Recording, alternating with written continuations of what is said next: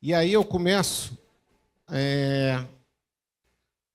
para essa conversa, dizendo que esse trabalho de formação profissionalizante é extremamente gratificante e importante, não só para as instituições de ensino, mas principalmente para os alunos. A gente abrir as portas, abrir as fronteiras do mercado, e aí eu vou usar uma palavra do amigo Martilene, que falou agora, para um mundo sustentável.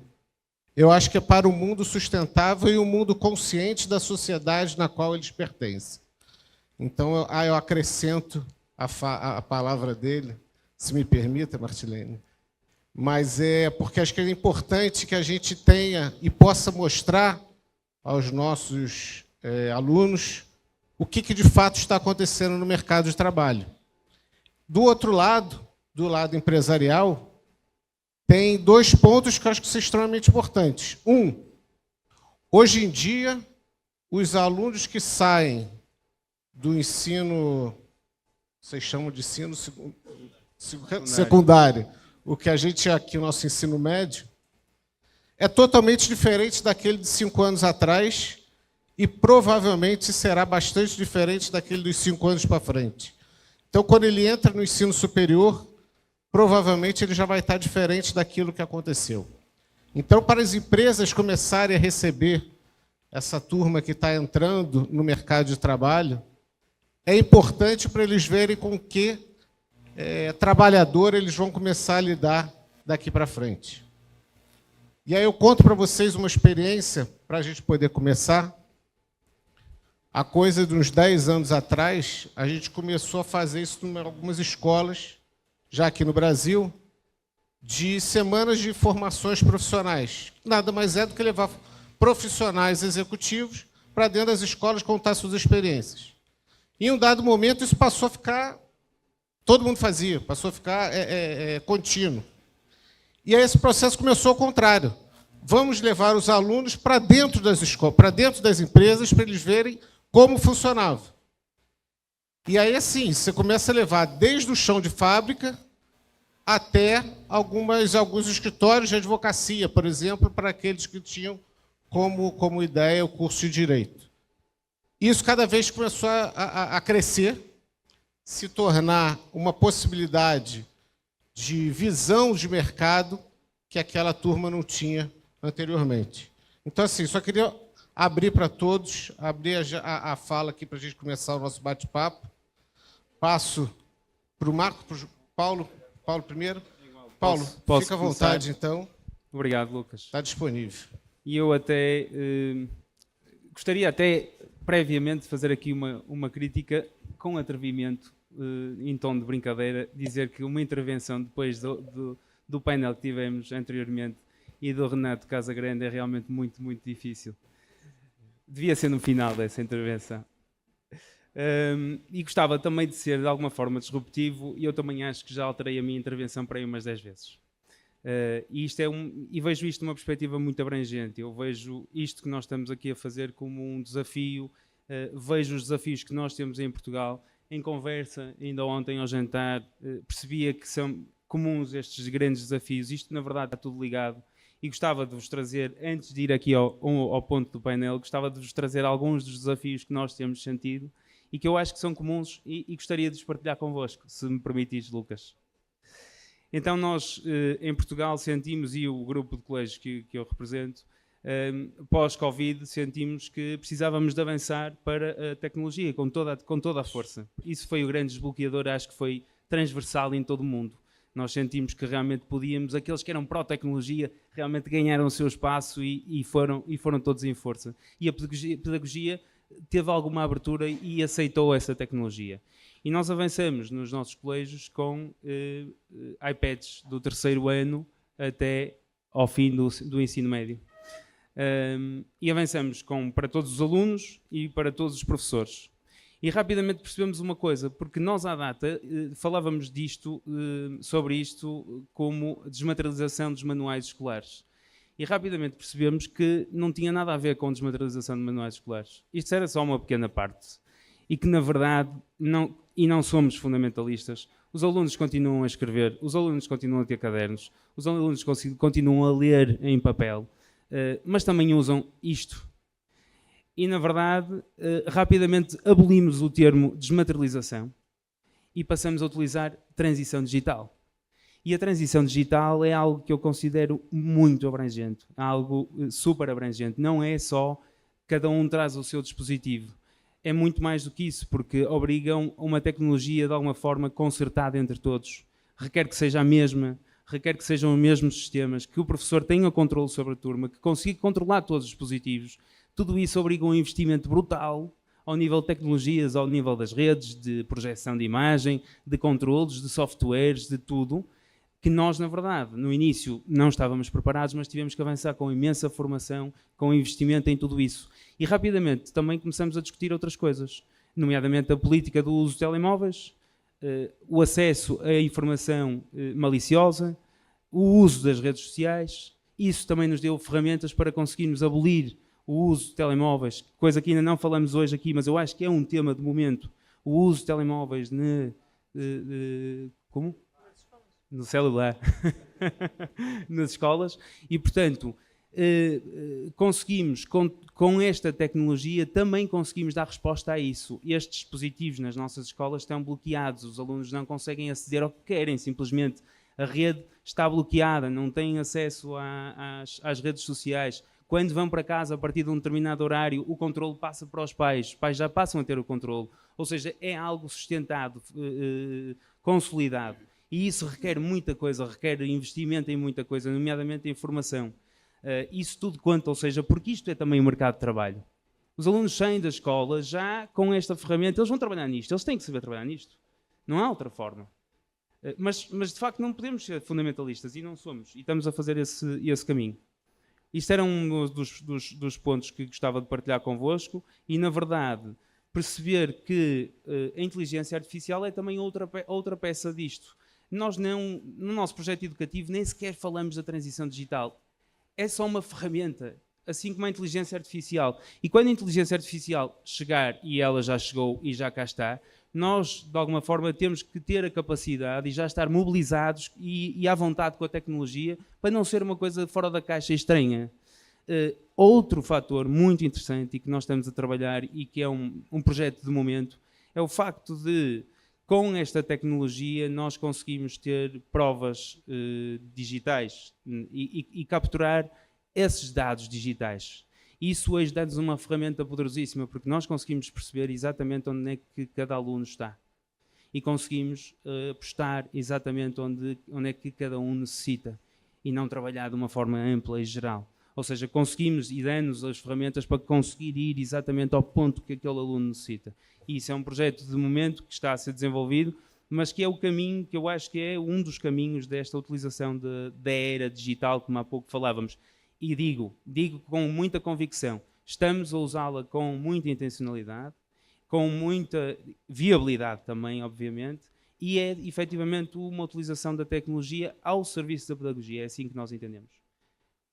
Outro desafio que gostava de partilhar convosco, isto já foi também abordado, a falta de docentes. Em Portugal não são os mesmos números de docentes que aqui, mas é o equivalente a todo o número de professores que tem o ensino privado. Faltarão até 2031, os estudos estimam que até 2031 nós iremos necessitar de cerca de 20 mil professores. E, na verdade, isto acarreta desafios que, novamente, com a tecnologia podemos eventualmente dar resposta e é um desafio, mas também uma oportunidade percebermos, e nós, enquanto ensino privado, começamos a apostar em estratégias de valorização da carreira docente e começamos a avançar com vários mecanismos de recursos humanos, e ontem também falávamos disso, de valorização da própria carreira, que é muito interessante e gostaria muito de, na CAEB, partilhar e falar convosco também sobre isto. As necessidades educativas especiais, temos muita inclusão. Isto é algo que também eu sei que existe aqui.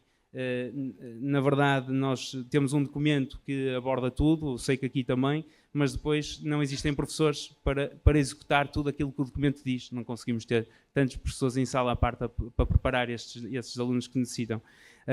E só um exemplo, sem querer tirar muito tempo aqui ao painel com isto, porque não me esqueço, e vai ficar marcado comigo para sempre, talvez, quando estávamos em pandemia, ao abrigo de uma alegada equidade, nós estávamos a querer lecionar à distância e, na altura, o governo, à data, proibiu o ensino à distância, alegadamente por uma equidade, dizendo que, como no público não tinham as condições, não era equitativo. E, portanto, para mim isto é um nivelamento por baixo, não é equidade, é muito mais que isso. E, para além disso, e há pouco refletia, ontem estivemos na nossa Assembleia da CAEP, ouvi ao nosso colega Agostinho Gonçalves dizer que, e aqui está o Agostinho, dizer que possivelmente a língua portuguesa em Timor irá morrer porque não tem manuais escolares. E isto obriga-nos a uma reflexão, acho eu, a todos nós. Eu tinha que o dizer, obriga mesmo a uma reflexão. Não pode ser, como assim? Por falta de manuais escolares. Nós vamos apoiar Timor, Agostinho. Nós apoiaremos Timor.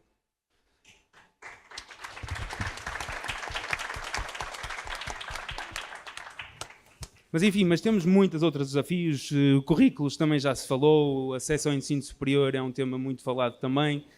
E voltando agora então aqui ao assunto, eu julgo que ainda tenho 2, 3 minutos, voltando aqui ao assunto, nós efetivamente temos em Portugal e nos nossos colégios também algumas parcerias, já inclusivamente com Angola, por exemplo, desde 2013, que nós temos uma parceria com algumas escolas angolanas, e que lhes chamamos olhares cruzados. Os nossos professores, as nossas lideranças intermédias vão para os colégios angolanos e alguns professores angolanos vêm para os nossos colégios. E tem sido uma partilha espetacular, porque nós realmente aprendemos uns com os outros. É mesmo um olhar cruzado, porque não é ir para ensinar, é ir para observar e trazer e perceber que, num contexto completamente diferente, como é que os nossos professores conseguem estar e vice-versa. E tem sido muito, muito interessante. E eu acho que nós podíamos cultivar muito isto nesta plataforma e nesta nossa rede, e tem sido muito, muito interessante de facto. Depois, num outro colégio, nós temos um projeto que se chama SO, que é o School at Work, que é um pouco isso que nós falávamos, ou seja, nós criamos algumas parcerias com algumas empresas, e na verdade, os nossos alunos vão a essas empresas e passam uma semana ou outra semana em contexto de, no fundo, ambiente de trabalho, mas com algumas orientações no contexto escolar. E isto tem funcionado muito bem e tem sido muito interessante. E por fim, temos também no âmbito da CAEP desenvolvido aqui um projeto, aliás, 2 projetos muito interessantes, que isso sim eu vou deixar aqui para o meu amigo Marco Costa. Agradecer a todos, sobretudo aos meus colegas aqui de painel, e no fundo tentar promover aqui uma discussão que eu acho que é muito interessante. Obrigado.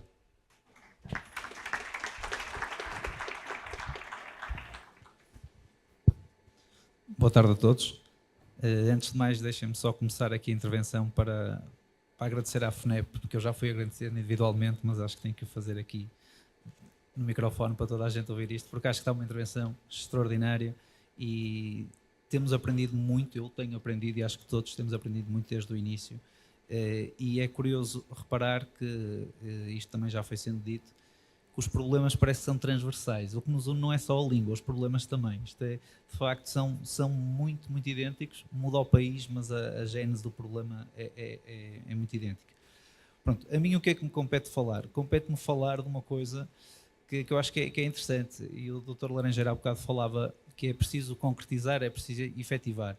E a CAEP, falou-se aqui de ser um sonho, falou-se de ser um sonho grande e ambicioso, mas a verdade é que as conferências são prova da concretização do sonho, mas também os projetos que vão surgindo, posso dizer que também já cumprem um bocadinho o desígnio da CAEP. A CAEP, portanto, tem o propósito de promover a língua e a ligação entre os países e o reforço da língua portuguesa. Portanto, eu aqui vou falar de dois projetos que surgem neste âmbito, que é a EPT e as provas internacionais do conhecimento, e surgem, portanto, e aqui tenho que o dizer, que surgiram há um ano atrás, começaram a ser desenvolvidos há um ano atrás de forma mais intensa, em Luanda. Portanto, Luanda, de todos os países, Luanda no caso Angola, de todos os países da CPLP, foi o país onde foi dado o pontapé de saída com esta experiência destes projetos, que agora espera-se que sejam estendidos aos demais. E contextualizando, portanto, nós estamos aqui a falar, falamos também em várias intervenções, e agora vou ligar isto um pouquinho a Portugal. Nós falamos do fluxo migratório em Portugal, que tem sido crescente, isso aí é uma evidência. Falamos também, quando falo do fluxo migratório, é preciso aqui distinguir aqueles que efetivamente estão a ir para Portugal viver e mudar de vida, como aqueles que escolhem Portugal para estudar. Uma opção, falou-se de... O nosso amigo Martilene falava de ir para Harvard, também pensam em ir para Portugal muitos, e portanto, e muito bem. Agora, este fluxo, esta realidade que é nova, pelo menos com esta dimensão, e até vou dar aqui só 2 dados que eu acho que às vezes para materializar é importante. Portugal tem 10 milhões de habitantes, sensivelmente. Neste momento temos cerca de 1 milhão acima, portanto, que são imigrantes. E estando aqui no Brasil, digo isto, 30% desses são brasileiros.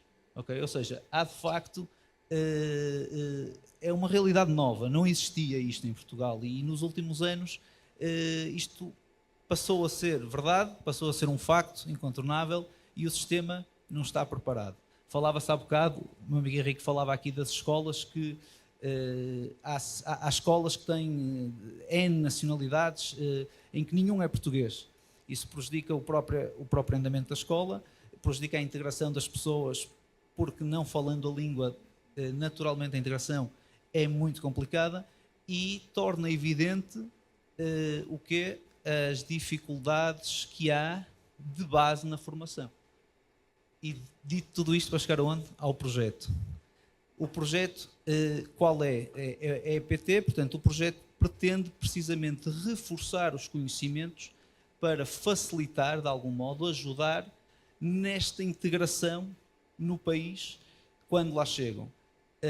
Isto é um projeto, e agora vou voltar a ligar a Angola, porque foi aqui que o projeto é aqui que está a ser testado.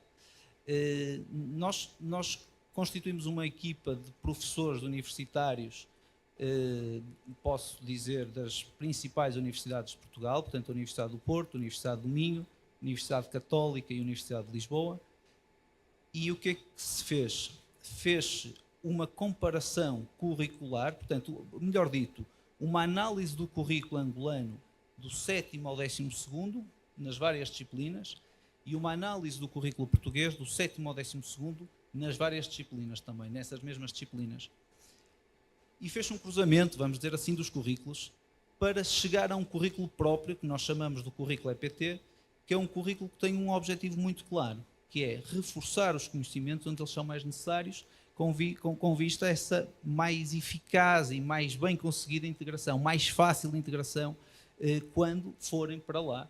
E mesmo que não sejam, será sempre mesmo que não vão para lá, será sempre um programa de valor acrescentado do ponto de vista académico. Mas, indo para lá, diria que é, não lhe vou dizer uma necessidade, mas quase. Porque está feito, digamos que à medida para as necessidades que estão a ser identificadas como as principais necessidades de quando lá chegam.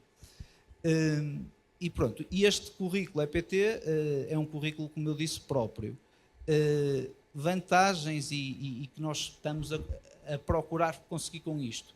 Concluindo o aluno esse programa, terá equivalência ao ensino secundário português, pela natureza que o programa tem e pelo currículo que tem, dar-lhe essa equivalência ao ensino secundário português, se concluído, naturalmente. E depois também tratamos do processo, se assim for a intenção, de integração no ensino superior. Pronto, podemos dizer até que também, mais uma vez com Angola, fizemos esse teste de um caso particular que veio ter connosco, e efetivamente fizemos esse processo de apoio e integração e candidatura ao ensino superior, e de facto foi um caso que correu com sucesso.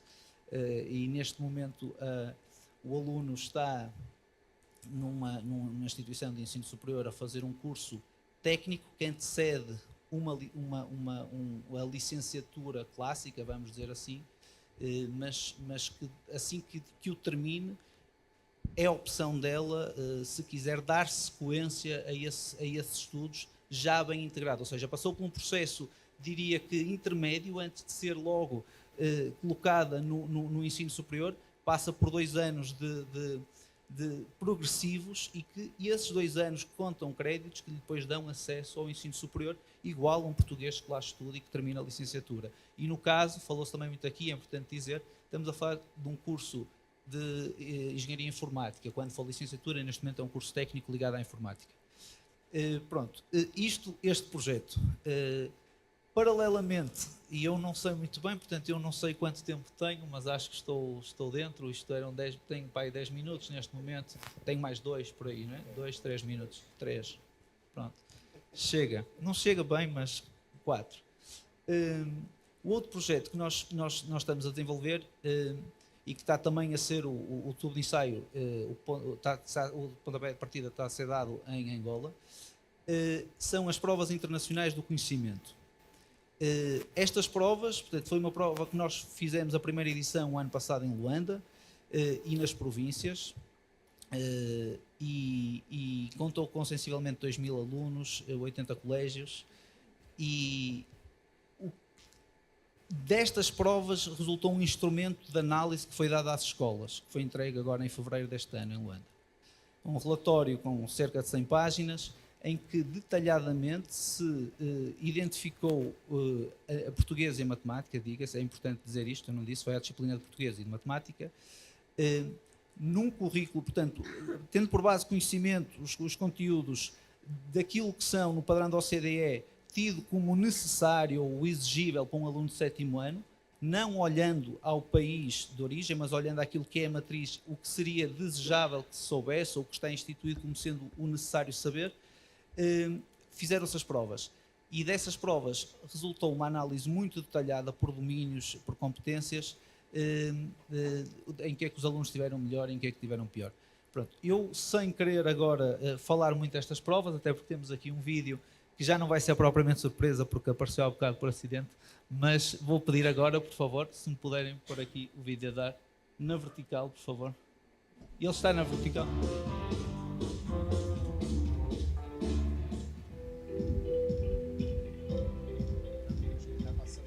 Está muito apertado? Então, se calhar... Olá, tudo bem? Tudo obrigada. Temos preparado para o exame professor ao longo da semana. Está melhor, está melhor. Os professores deram-nos todo o apoio, tiraram nossas dúvidas, então acho que estamos preparados para fazer a prova. Muito bom dia, Sr. Antônio Pacavira, como está? Como estou com as provas internacionais de conhecimento? O Pacavira está cá. Das formas não temos uma rotina ainda, mas obviamente estamos preparados para isso. Estamos a realizar em 4 províncias, primeiro passo. Estamos em Luanda, Benguela, Lila e Vai. Estamos com cerca de 2.000 alunos, envolve mais de 200 professores, envolve tipografia, geografia, geográfica. Então, aquilo envolvente a logística muito grande. O que achou da preparação dos alunos? Eles estavam nervosos, sentiram-se confortáveis ao fazer as provas? Conseguiram acatar as instruções dadas pela comissão orientada e nos fizeram bem preparados para a realização dessas mesmas provas. Se eles conseguiram cumprir o prazo estabelecido durante os testes, né, não houve nenhuma reclamação a pedir de mais tempo, então foi bem dado. Olá, boa tarde, Sr. Marcos, como está? Tudo bem, obrigado. Como é que correu essa primeira edição das provas internacionais de conhecimento? Neste estudo global, está muito bem. Nós temos aqui cerca de 1.800 alunos começando a realizar provas de províncias, isto é muito complexo de fazer isto. No global, acho que está bastante bem. O outro entendimento que conseguimos resolver, mas acho que vão ser possível. Qual é o objetivo dessas provas? Bom, isto aqui surge de um grande desafio lançado pelo Dr. Pacavira, apresentarem a questão de dizer, bom, como é que o ensino angolano, como se fala aqui do ensino privado, se compara, quando comparado com o ensino internacional, mais concretamente com Portugal. E isso nós não temos esses dados, nós não temos essa resposta, nós não sabemos como é que estão os nossos alunos. E só conseguimos evoluir se soubermos.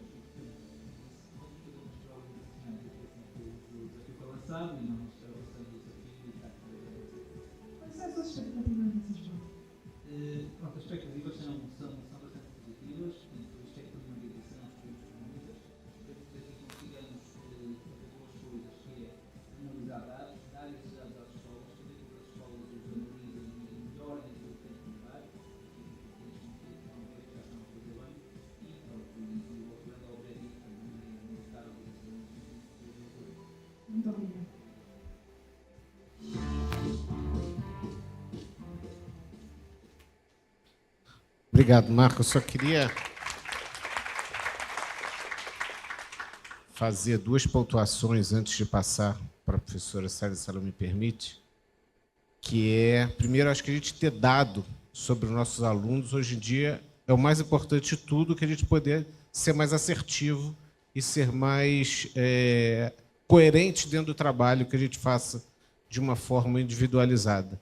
Então, acho que essa possível troca de experiência, e acho que é um dever nosso de começar a pensar num grupo de trabalho, pensar em uma organização um pouco mais concreta do que a gente possa fazer sobre isso.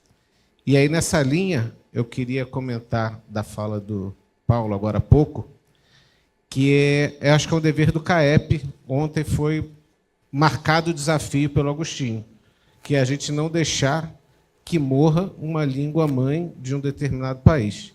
Então, acho que o Agostinho não só deu uma palavra emotiva, mas ele deixou um desafio para a gente. E aqui, volta e meia, a gente fica na dificuldade de saber para quem poder doar algum tipo de livro, algum tipo de material, principalmente material didático, que tem uma sequência de uso. E acho que a gente ficou com esse desafio. Então, acho que a gente pode anotar para que nós possamos nos cobrar em breve de como é que isso está funcionando. Obrigado a vocês. Professora, fique à vontade, por favor. Será que funciona? Funciona? Boa tarde a todos. Eu inicio também agradecendo à FNEP e agradecendo ter-nos recebido aqui e também esta conferência e os assuntos que estão neste momento ou que têm sido debatidos ao longo destes dias e que eu acho que são todos eles extremamente pertinentes. Eu vou abordar um bocadinho sobre as questões, a questão do painel, propriamente dito. Não me vou alongar muito, mas falando um pouco das parcerias formativas e profissionalizantes entre as empresas e as instituições, dizer apenas que acho que para todos nós a importância das mesmas é patente, portanto isto poderá trazer vantagens, ou traz vantagens com certeza, na aproximação dos alunos ou dos vários alunos do mundo de trabalho, promover a formação e a prática, alinhando as necessidades das empresas com aquilo que é a própria educação, oferecer, obviamente, aos estudantes oportunidades de aprendizagens mais práticas em estágios e dando-lhes a conhecer também o que é o trabalho propriamente dito nas áreas de estudo e nas áreas em que eles têm interesse ou que acham que têm interesse, e acho que depois, a partir dessa oportunidade de trabalharem nessas áreas, poderão também conseguir seguir caminhos de forma muito mais lúcida. E acho que as parcerias acabarão por ajudar a diminuir a discrepância entre o que é o ensino em sala de aula, o que é aquela coisa mais empírica, mais teórica, e o que é a necessidade das próprias profissões, aquilo que se tem mesmo que fazer, e se calhar ajudar a fazer os currículos um pouco mais virados para a prática em determinadas áreas, sobretudo em determinadas áreas. Portanto, há com certeza uma grande importância, portanto, nesta formação alinhada com os mercados e, obviamente, com os mercados em cada área, em cada país. As experiências práticas, porque alunos que possam estar em contacto direto com as suas áreas de formação, com laboratórios, com várias áreas tecnológicas, acabarão por ter muito mais oportunidades de fazer aprendizagens muito mais seguras, e acredito que também depois abrir as portas à empregabilidade e a poderem também mais facilmente, com algum currículo, também terem essa oportunidade de ter determinados empregos. Inovação e desenvolvimento, obviamente, porque a prática acaba por trazer também, ou poderá trazer, melhorias em currículos e, como já disse logo no início, uma aproximação, uma maior aproximação daquilo que são as necessidades reais a nível de trabalho, e, claro, para as empresas a responsabilidade social com empregando mais jovens, trazendo mão de obra jovem para o mercado e tudo mais. Contudo, e visto que eu venho de Angola e é onde eu trabalho, não posso deixar de pôr aqui algumas interrogações e, na verdade, estas são as mais reais. Soluções para Angola. Temos, efetivamente, vários cursos profissionais ou técnico-profissionais ao longo do médio. Temos vários colégios particulares e agora aqui vou falar essencialmente do ensino particular, mas não só, mesmo no ensino público. Temos algumas instituições em que o ensino médio é virado para esta parte profissionalizante, portanto, e com vários cursos, tanto na área da saúde como nas áreas mais técnicas. Contudo, eu penso que falta a outra parte, que é exatamente esta parte das parcerias com empresas. Quais as soluções? Como é que nós viremos a conseguir mudar esse paradigma? Economicamente, se calhar, em que, havendo uma evolução diferente ao nível das empresas, das várias áreas, portanto, não só das áreas dos serviços, mas também das áreas fabris e das áreas da agroindústria e tudo mais, em que Angola ainda não está propriamente muito desenvolvida e por essa razão também acaba por não ter muitos espaços, muitas áreas, muitos locais onde estes jovens possam fazer esta profissionalização, onde possam ter estes estágios. Portanto, eu acho que acabamos por ter ainda muita falta de espaços para que eles possam realmente estagiar, ou seja, efetivamente eles estão a fazer as formações, eles fazem estas formações ao longo do ensino médio e acabam o ensino médio no 13º ano com esta formação para as áreas, mas muitos deles não têm sequer oportunidade depois de vir a trabalhar em algum lado e nem sequer temos assim um volume de empresas tão grande que possamos pôr estes jovens todos a estagiar nessas empresas.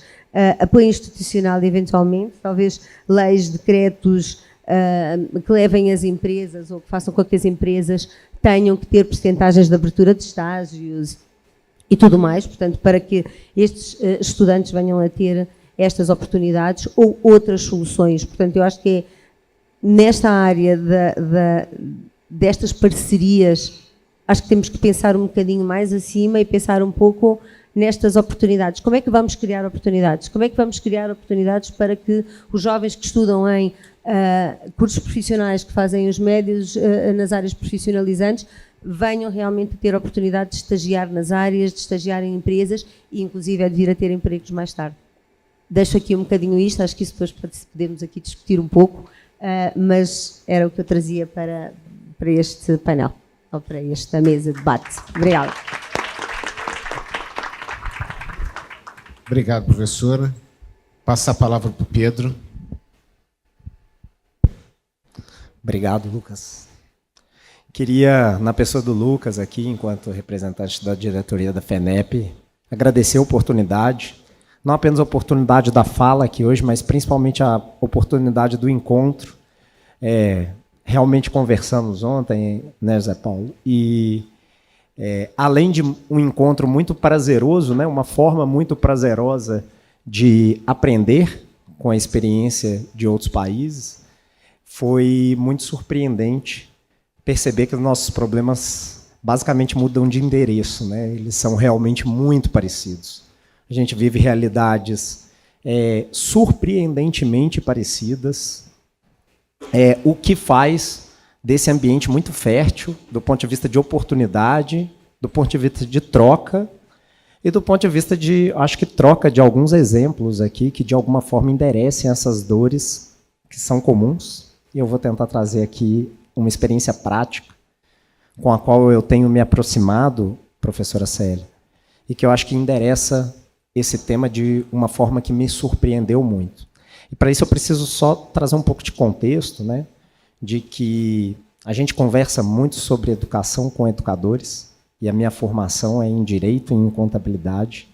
Então, sempre é um desafio, quando, enquanto professor Amable, por exemplo, sempre me preparo para muitos aprendizados, mas, sem sombra de dúvida, numa situação muito difícil de quem não domina a pedagogia, o que se passa dentro do ambiente das escolas, mas com muita humildade e com muito interesse em aprender, né? Já são 10 anos nessa jornada, a gente vai absorvendo e, de alguma forma, suportando também com outras visões, com outras experiências, o que os projetos pedagógicos acabam demandando para além do eminentemente pedagógico.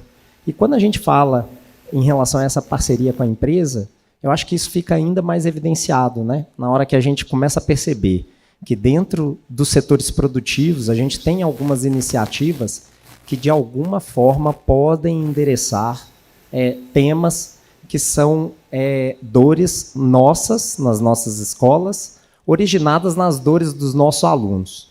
Então, para poder compartilhar e também reforçar aqui a importância dos dados, né, nas nossas falas, nas nossas tomadas de decisão, Lucas, que você mencionou agora há pouco, eu queria compartilhar um dado de um problema que a gente vivencia aqui no Brasil, vindo de uma análise feita em 2022, no qual a gente percebeu que 19,9%, 20% dos jovens de 15 a 29 anos ou estavam fora da escola ou não tinham concluído a sua educação de nível básico. Nós estamos falando que nós perdemos da nossa capacidade de educar, de cada 5 jovens, um jovem. E quando indagados, né, sobre o que eram os principais motivos que os levaram a sair das escolas, a primeira resposta, ocupando 40% desse total de jovens, é porque eles precisavam trabalhar, eles tinham necessidade de produzir. E o segundo, talvez até mais preocupante, né, ou mais surpreendente, é a falta de interesse no que estava sendo dado na escola, né? Eu acho que esse ponto, em especial, machuca muito a gente. Assim, fala, como assim, né?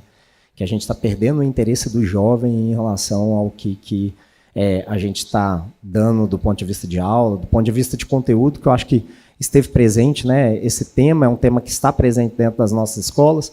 Obviamente que as escolas particulares acabam sendo menos sensíveis a esse desinteresse, a essa evasão, o contexto social onde o jovem está inserido, o contexto familiar onde ele está inserido acaba, de alguma forma, direcionando ele mais até para a formação de ensino superior, mas foi outro dado que apareceu aqui hoje, que é um dado significativo aqui para a gente também no Brasil, de que 15% a 20% dos jovens apresentam interesse em dar continuidade nos seus ensinos, no seu estudo, no ensino superior, e a gente tem um ensino médio muito focado ainda no vestibular, mostrando uma desconexão muito grande em relação a como que a gente está instruindo o jovem durante o ensino médio, vis-à-vis o que ele está desejando para a própria jornada de vida, né? E eu acho que esse é um grande esforço, um grande tema com o qual a gente tem se deparado, inclusive na escola particular, cada vez mais, mas quando eu conheci, e aí preciso citar aqui, né, eu fiz um esforço grande para que a Demar Jovem estivesse aqui,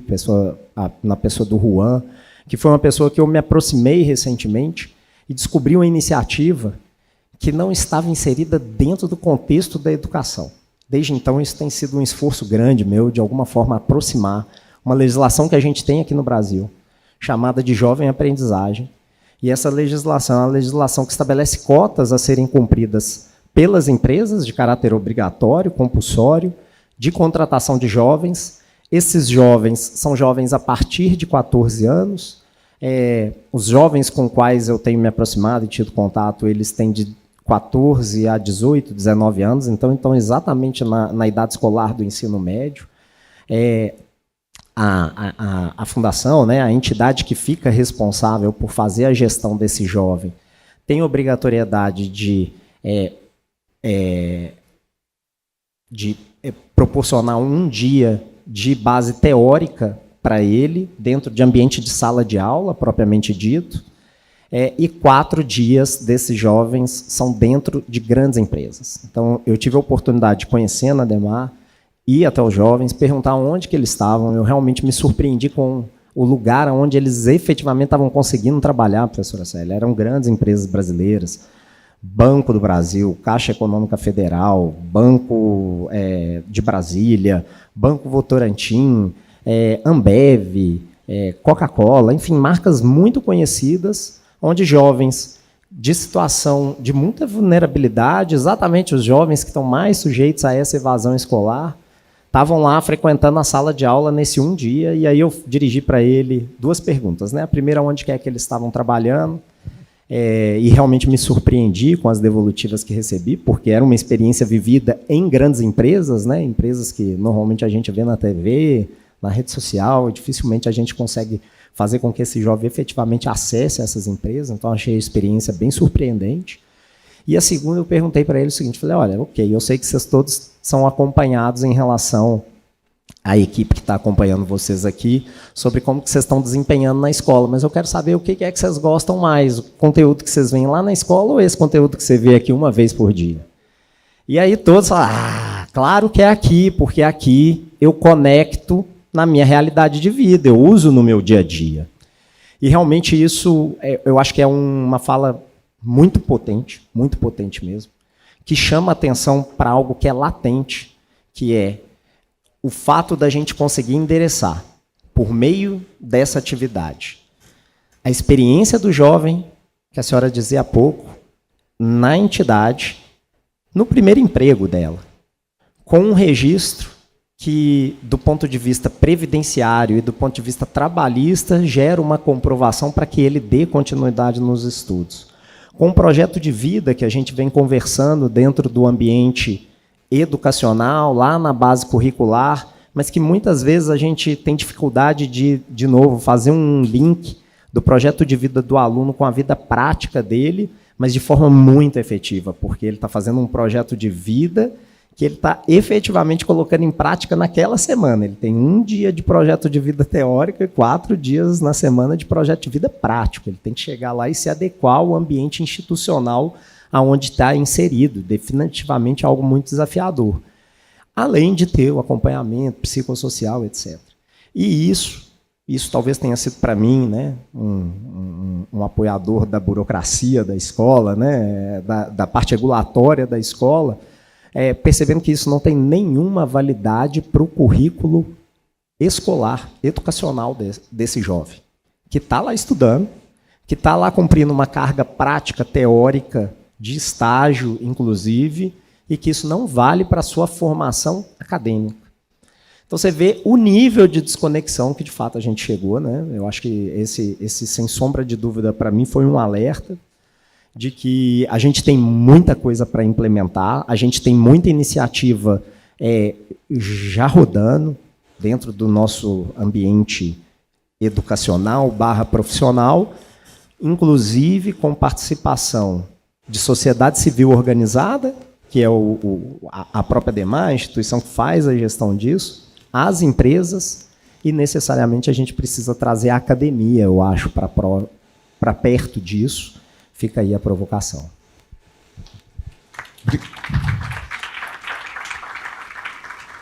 Obrigado, Pedro. Só queria botar um ponto nessa sua fala, que é o seguinte. Embora várias cadeiras do ensino superior exijam estágios, como outras não são exigência do estágio para sua formação, não são contadas como horas educacionais. Então, assim, mesmo que o adolescente, o jovem, esteja fazendo o estágio, dependendo da cadeira que ele está seguindo, não faz parte do currículo, não conta como horas de estágio, mesmo não sendo obrigatório. Não estou aqui fazendo nem defesa pela obrigatoriedade, nem não obrigatoriedade, a questão não é essa. Mas a partir do momento que aquele jovem já está envolvido no processo e dentro de uma instituição na qual ele pretenda fazer parte em algum momento, quem sabe deveria contar como hora de trabalho ou hora de estágio, mesmo sendo ou não remunerado. A questão também não é essa, mas é uma possibilidade e acho que é válido mesmo. Por favor, professora. Continuidade.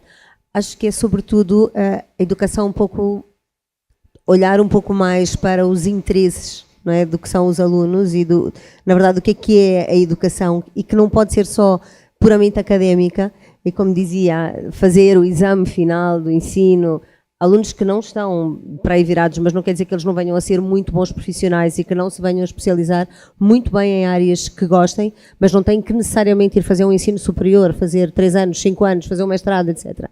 Mas devem haver soluções equiparadas que permitam que esses jovens entrem ou que tenham práticas em áreas que gostam e que se venham a tornar bons profissionais em áreas que na Europa, então, nem se fala, são cada vez mais necessárias, portanto, e há áreas em que não existem realmente profissionais e que nós temos que, sei lá, fazer sei lá o quê para conseguir esses profissionais, porque não existem, acaba por não haver, ou o que eu acho que tem que haver é uma elevação dessas profissões e da preparação desses jovens, de uma forma muito mais prática, menos teórica, não é?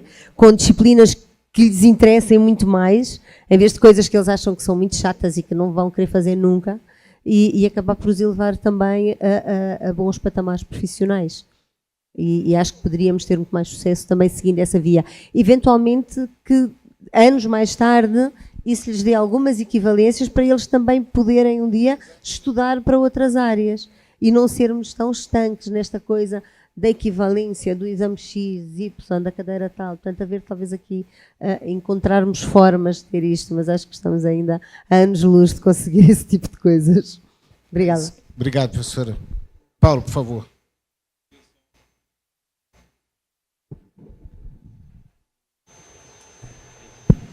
Eu só queria acrescentar o seguinte, dizer o seguinte, que há pouco não referi. Lá está, a importância dos currículos, que também que é uma das discussões, e a flexibilidade dos currículos, daria para ficarmos aqui o dia todo. Mas acrescentar até dizer o seguinte, que há pouco não referi, e é importante. Em Portugal nós temos cerca de 33% dos alunos no ensino médio, nós dizemos ensino secundário, no ensino profissional. Diria que 50-50 entre público e privado. Tem uma grande representatividade do privado. Mas há uma particularidade. É que o privado está dependente do Estado, ou seja, estes cursos profissionais, não existe a tipologia de escola independente, propriamente dita, dependente da comunidade. Portanto, os alunos frequentam estes cursos mediante a oferta da rede. E eu tenho sérias dúvidas, pessoalmente, que a rede acerte com exatidão naquilo que é a necessidade do mercado. Vejo muitos jovens à procura daquilo que que se vê, que é, por exemplo, no desporto, e tenho dúvidas da empregabilidade do desporto. Existe muita empregabilidade no desporto, mas não sei se existe toda aquela que os jovens procuram. Existe sim falta por picheleiros, por eletricistas, mas não sei se eles chegam a estas áreas, porque não sei se eles próprios gostam disso. Portanto, o que é que eu acho que ainda falta em Portugal? Um ensino privado de qualidade, ontem também falávamos disto, um ensino privado de qualidade com mensalidades, pago e de qualidade, mas virado para o profissional. O profissional hoje em dia em Portugal está muito conotado com o insucesso escolar. Um aluno de insucesso escolar é profissional e não tem nada a ver com isso. Não tem. Não tem que ser. É um trabalho enorme a esse nível. Obrigado. A pessoa pode não querer seguir aquela via académica. Não quer dizer que tenha que ser mau aluno, necessariamente, não é? E ter que estar fora do sistema de ensino, não é? Bastante extenso, a gente poderia divagar aqui por várias horas. Mas, enfim, a gente já está com o nosso tempo estourado. Eu vou pedir 30 segundos. Não vou dar 1 minuto, que nem a professora Amabile deu, não, porque já estourou. Mas 30 segundos para as considerações finais de cada um. Por favor, Paulo. Considerações finais têm que ir para a FNEP. Mas desta feita não é para criticar, é para agradecer imenso. Nós sentimos mesmo em casa. Quando digo em casa, é mesmo em casa. E esperamos que, evidentemente, quando forem a Portugal, nos contactem. Nós também vos faremos sentir em casa, espero eu. Obrigado. Eu já agradeci à FNEP, portanto, volto a agradecer, mas eu vou utilizar os últimos 30 segundos para rematar aquela ideia de que o ensino profissional não tem que ser conotado com o mau aluno, até porque todos sabemos que há maus alunos na universidade e, portanto, não significa que os que vão para a universidade são bons alunos, não é? Mas pronto, agradecer e dizer que aprendi mesmo muito e acho que aprendemos todos hoje e os parabéns por isto. Muito obrigado. Obrigado, Marco. Professora Célia, por favor. Eu acho que já usei os meus 30 segundos, porque eu já interrompi há pouco, eu já falei antes. Portanto, agora só agradeço a oportunidade e acho que o tema foi muito pertinente. Obrigada. Obrigado. Pedro, fica à vontade. Mais uma vez, né, agradecer aí a FENEP a presença de todos vocês, o esforço daqueles que vieram de muito longe, sintam-se abraçados e acolhidos, né? Estamos muito orgulhosos de recebê-los aqui e colocar à disposição aí, e agradeço aos membros da mesa também pelo momento de troca, foi muito bom. Bom, sendo assim, obrigado, Pedro, Paulo, professora Célia, Marco, obrigado a todos por esse debate de hoje e acho que devolvo a palavra aqui ao nosso cerimonialista, por favor.